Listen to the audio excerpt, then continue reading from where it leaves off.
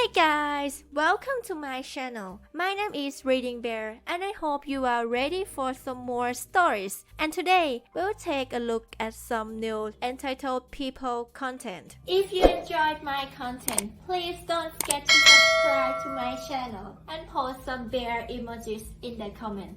And now, let's dive right into the stories. The first story is titled, HOA Seized My House Over Unpaid Dues and Sold It. I'm not even part of the HOA. Ever since moving to this country, I have worked hard every single day and made something for myself. I started my own business working and traveling with my racehorses and have managed to keep myself out of debt. All of my friends have told me to stay away from homeowners associations, claiming that they are evil and nothing but a nuisance, and that's what I did. Well, what I thought I was doing anyway.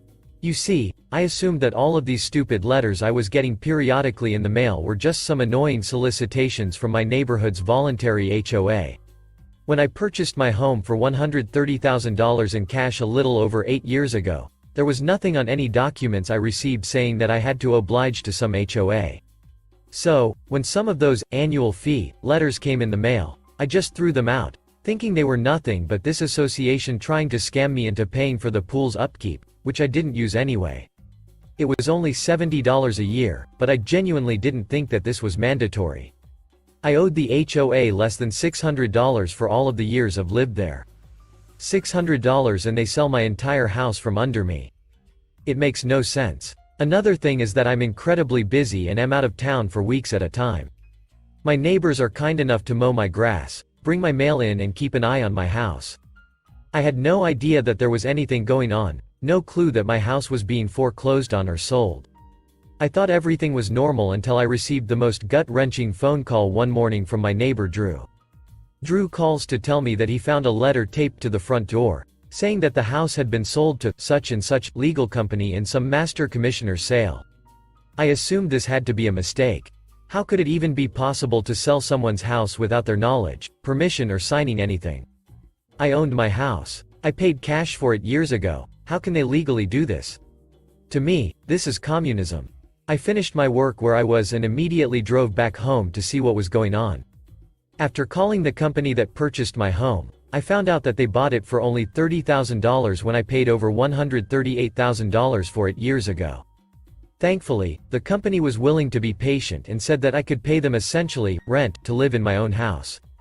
At least I didn't have to get up and move right away and had some time to gather my things during this horrible time. I began looking into what happened and discovered that there was supposed to be someone that contacted me prior to them going through with the sale. From what I was reading, the HOA basically thought that my home was abandoned, and no one was living in it. They claim this is because I never responded to their letters. I admit that I did make a mistake in all of this by disregarding the HOA letters, but I truly thought they were solicitous letters and not notices of actual fees and summons that I was responsible for. According to the HOA, they send out someone to check on the home and contact me in person prior to going through with the sale. I wasn't home around the time that they said they did this, so I'm not surprised that they never got anywhere. It also mentioned that they made contact with my neighbors, and no one could confirm if I lived there, so I decided to check. When I asked Drew, he said that definitely no one came and talked to him because he would have told them the truth, that I indeed still lived there, I was just always traveling. I could tell that he felt honestly terrible about what was going on. Drew was a wonderful gentleman who was raising 2 daughters by himself. I always made a point to bring them gifts when I would return from being gone for a while, mostly to show my appreciation for him keeping an eye on my home. My neighbor across the street, Tony, and his wife also confirmed that no one asked them anything. Lastly, my final neighbor on the right said that she also had heard nothing about them selling my home and no one asked her any questions. Everyone was very sympathetic to my issue and said that they'd be willing to help however they could. I appreciated their gesture but wanted to make it clear I wasn't asking for any kind of handout. I received some news in the mail along with a check for $60,000, saying that this was my cut of the payout from them selling, illegally in my opinion, my home. While it's nice to see some of this money, I'd rather have my house and clear peace of mind that I wasn't going to be homeless soon. I guess I could go stay at the horse barn if I had to. Also, if I had sold my house the right way, I probably would have gotten way more for it with the way the market was at the time. I thought about trying to just buy my house back but was unsure if this was worth it. I could have done it but would have been pretty broke afterwards. At this point, I don't think I want to stay there under an HOA that just screwed me over and put me in a terrible predicament. My neighbors, on the other hand, had a different plan they had set in motion. One day, I was packing up some things in my home. I had decided that I couldn't stay in the neighborhood and that I would be more worth it to find somewhere else to live. I had a bad taste in my mouth and just honestly felt hurt by it all. Maybe I just didn't understand the legal side of things with HOAs, but the whole thing just seemed unfair and wrong. A knock came at my door, and it was Drew, my other immediate neighbors and several other people from my cul-de-sac. They were standing there with smiles, food, drinks and envelopes. Was there a party at my house that I didn't know about? I invited them in, and they all immediately saw what I had been packing my belongings into boxes. Drew started telling me that everyone wanted me to stay and that they were all sorry that they couldn't have done anything to stop this from happening. Simultaneous answers and head nods could be seen from everyone standing in my kitchen and living room. That's when they all started bringing their envelopes and whatever foods and snacks they had brought. It was clear they expected me to open them all while they were there. I'm a quiet person and don't typically have this many people wanting to talk to me at one time, so I was shocked and feeling shy. I opened their letters nonetheless as all of these people were kind enough to think of me. I realized very quickly after the first letter what was going on. All of my neighbors had pooled funds together to help me pay for the house so I could stay. There was even more than enough money. I was so humbled by this gesture of kindness from these people that I started crying. I've always been stoic and hadn't cried in years, so this was a rare event for me to shed tears of joy and appreciation. Drew and my neighbors hugged me and made my heart feel so full. At the end of the hug session and tears, I realized that one of the people I didn't recognize. She approached me last after making brief eye contact and she introduced herself as Becky, the HOA board member leader. She expressed that she was very sorry for what had happened and that she felt responsible for it. So, not only was the HOA going to help pay for her to get her home back, but they were also going to waive any future fees as an apology for this giant snafu. This entire experience was honestly a really terrible one, but in the end my friends, neighbors and the HOA joined together to make things right. The next story is titled, "Safety First is Important in the Military." This is a long time ago. So, I was active duty in the US Army from 1984 to 1988. I was stationed with an infantry unit and after 2 years I went to school and became the unit armorer. I was responsible for physical security and maintenance of all company weapons and sensitive items. I also taught common task tests on weapon systems for the unit and was on every live fire range we went to assist. I was an E4 at this time. Enlisted but definitely outranked by anyone E5 and higher and had to obey orders as every soldier does. Generally, when I came to weapon systems, I had input and could make statements. I could intercede if something was not correct or unsafe. This would work to a point, but I could not give an order to a superior obviously. So fast forward to a live fire range with company crew served weapons, specifically .50 BMG heavy machine guns. This is a powerful weapon and requires respect. Every time you set this weapon up and prepare to fire you need to set the headspace and timing to ensure it will function correctly. This is not a too complicated procedure but if not done correctly can cause catastrophic failure of the weapon. Top, my first sergeant, tells me to walk the line and double check all weapons to ensure they are safe to fire. I get to one particular weapon crewed by an E5 that just hates everyone, treats his squad members like crap, and thinks he knows everything. I get in the foxhole to check the weapon and he lays into screaming and saying, "I know what duck I am doing, I don't need some ducking E4 to double check my work. Get the hell out of my hole now." I tell him that Top ordered me to check every weapon, and again he launches into a tirade and tells me to get the hell out of his firing position. In order to cover my own backside, I make sure every member of his gun crew acknowledges he ordered me out. I yell, "Yes, Sergeant," climb out of the firing position on the range and go about my business. Following orders, so maybe not malicious compliance, but I could have gotten Top, or any other senior NCO involved and done my check, but I decided to let it go and see if he knew what he said he did. Top eyes both sides of the firing line and gets the nod from other observers, officers and other sergeants, clears the range for fire and tells everyone to open fire. Lots of noise and thunder along the line and a very loud and unnatural bang and screaming from Sergeant, "Get out of my hole's foxhole." We cease fire and a medic runs to the hole.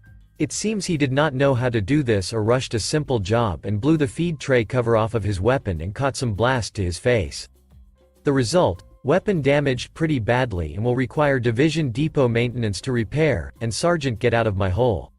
Has a broken nose, missing some of his teeth, and burn marks on his face and singed eyebrows. Lucky, he did not get hurt worse, and his assistant gunner luckily avoided injury. Top heard the whole story and forevermore in our unit Top and the other senior non-commissioned officers referred to him as Sergeant Headspace. The next story is titled, "No, I won't install tires that don't fit. 8-year tire installer here. Today I spent 20 minutes going back and forth with a guy about some tires he wanted to order for his truck. They were considerably wider and taller than his factory size, so naturally I want to make sure the tires will fit his vehicle before he pays for and orders them. The biggest issue we see are customers trying to upsize tires, but their rims are not wide enough for the tires to properly fit. Conversation goes somewhat as follows. Me. These tires are wider than stock size. Sometimes they can be too wide for factory rims. Do you have larger aftermarket rims? Customer, annoyed. How should I know? That's the tire size I have on there right now. I have no idea if the rims are aftermarket or not. Me. Okay, no problem. I can check the tire specs to see if these tires will fit your factory rims, and then we'll go take a look at the truck to see if that will work. I want to make sure these will fit before we order them. Customer. Why can't you just order them? Why won't you just install them anyway? I told you that's the size I have on there now. Why won't you sell me tires? Me. Just because you have those tires on there doesn't mean they should be on there. We're required to stay within the parameters set by the tire manufacturers. If the tires don't fit, we won't install them. So, I opened the tire specs book right in front of him, showed him the specs that the rims needed to be for the tires to fit, and walked him out his truck. After crawling under his vehicle, confirming the wheel size, and measuring his rims, I confirmed the tires wouldn't fit. He continued arguing with me for 10 more minutes that I won't sell him tires, and that I should do it anyway since that's he had already. I offered to order tires that would fit, but he didn't budge. I even showed him how the tires were bulging out from the bead since they were too wide. In the end he muttered some choice words my direction and drove off, vowing to never buy tires here again. I really don't understand why people choose to argue with professionals, even when presented with evidence to their contrary. The next story is titled, "Reported a lorry's deck for safety concerns, was told to load anyway. Forklift got stuck. I started a new job in a warehouse as a forklift driver about 5 years ago now. Night shift. This place was supposed to be tip-top in health and safety, as they'd had an accident 2 years prior on site in which a poor worker died due to a forklift collision. I did my first day shift, lots of training, provided my license. The old guy there that was very firm with these polices didn't believe it was a real license and had to check it, but it was. Passed their instructor training too. Went on to start my very first night shift the next day. All night long I'm driving this shitty 5 miles per hour forklift, loading lorries. Part of their safety checks was to ensure that the wooden deck was clear of debris and that the curtains were safe too, without any rips or tears. The last wagon I had to load at like 5:30 a.m., half hour before finish was a state. The decking was wet because there were so many holes in the curtain, and it had been pissing down all night. So, I reported it and refused to load. Manager come along and I get the whole, load it or you can quit. So, I loaded it. Filled it halfway until the accident happened. While reversing, the back wheel slid on the wet deck and went through the curtain, causing the forklift to topple. It was only supported by the curtain. Only accident I'd ever had, was well shaken up. Reported to my manager who tried to pin the blame on me, and at 5:50 the day shift starts turning up. I got my shit and left. As I was coming round the front of the building on my way home they decided to open the curtain and it collapsed in a heap. Never went back. The agency I was working for tried giving me hell from the manager. I just told them that I worked 8 hours, I want 8 hours pay and to duck off. Probably should have tried reporting them, but their word against mine and all that. The last story is titled, "Scrub the walls of the parking garage with a magic eraser? Okay, see you in about 6 hours. Okay, so this happened about 3 years ago. I was working for a cleaning company in governmental buildings and for your information this is a manager that I and plenty of other people had issues with. One day I went into work like normal everything was fine. My manager needed me to do some extra floors to vacuum. Sure, no problem. Told her that I didn't have that many floors to do and could do them after, just needed a list of the floors to vacuum. No argument from her, just a I'll have it for you after, and off to work I went. About 2 hours go by and I'm done my floors. I go to the office to get a list of the floors she needed me to do, and turns out she needed me to do them early morning, news to me, and ended up sending someone else and I should have waited. Told her she never said it was time sensitive, otherwise I would have waited. She rolls her eyes and just repeats the same thing, and that I still should have waited, but what's done is done. And when I ask her if there was anything else that needed to be done, she tells me to grab a bucket, some gloves and some magic erasers and scrub the walls of the parking garage. There's 5 levels and I knew that it wasn't part of the contract to clean it, plus this was a method she used as a form of punishment for insubordination. She expected me to have it all done by the end of my shift. I grabbed my stuff and did as told, but was only able to clean 1 level. By the end of my shift, I told her along with my supervisor that I was only able to do 1 level of the parking garage and that I would try and get more done tomorrow. Now my supervisor had no idea that's where I was, since she didn't tell him, and was needed elsewhere for something more important that ended up not being done at all, since no one could find me.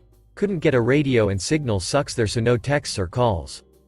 He was livid. He asked everyone to leave and then the very loud argument started. Why would you send her there? It's not even part of our contract. You were warned about pulling this crap on employees. She wasn't fired, 3 strikes and then you're out kind of thing. But with the 2 higher ups, regional manager and regional supervisor, there with her the next day, was forced to apologize for what she made me do and wasting my time face to face. My only reply, thank you for your apology, but you didn't waste my time and money. It's the company's time and money that you wasted. Now unless there's something else, I'll get to my floors since I have a busy day of vacuuming. And just left. She hadn't given me trouble since. Thank you for listening.